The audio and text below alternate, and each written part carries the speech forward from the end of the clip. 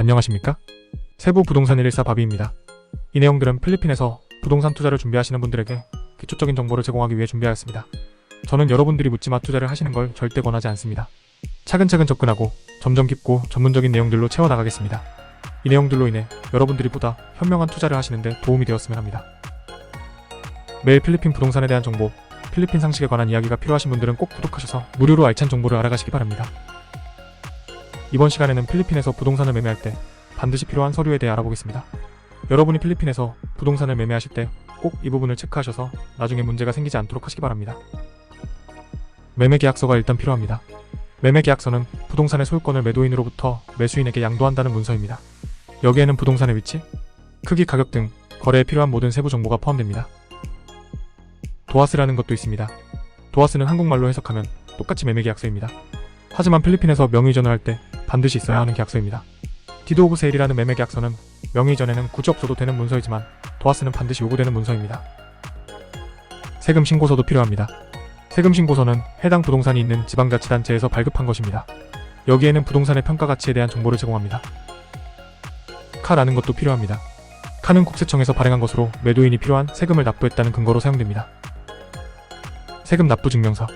세금 납부 증명서는 국세청에서 발부한 것으로 매도자가 미납된 세금이 없음을 증명하는 서류입니다.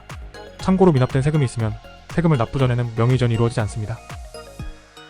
양도세 영수증도 필요합니다.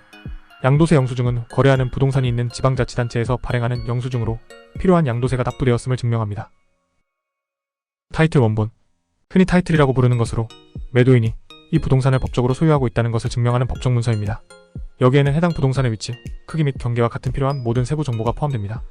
부동산 매매할 때 다른 서류들은 없더라도 재발급하거나 신규 발급이 시간이 걸려서 그렇지만 크게 어렵지는 않습니다.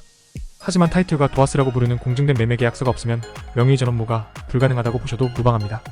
필리핀 법치계를 잘 모르는 한국분들이 많이 사기당하는 부분이 특히 이 부분입니다.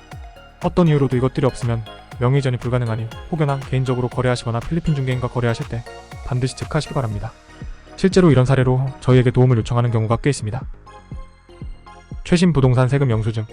최신 부동산 세금 영수증은 해당 부동산의 부동산 세금 납부가 모두 완료된 상태라는 증거가 됩니다. 이상으로 부동산 거래에 필요한 필수 서류들에 대해 알아보았습니다.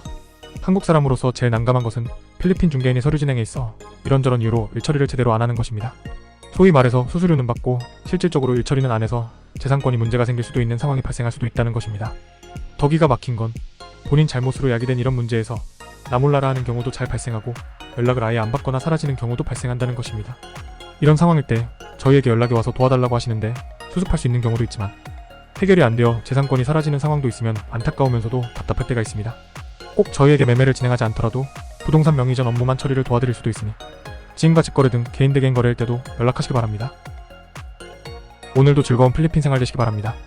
저희 세부 부동산 114는 최대한 여러분의 필리핀 생활에 있어 적어도 부동산에 관한 사항은 스트레스를 덜어드리려 항상 노력하고 있습니다. 감사합니다.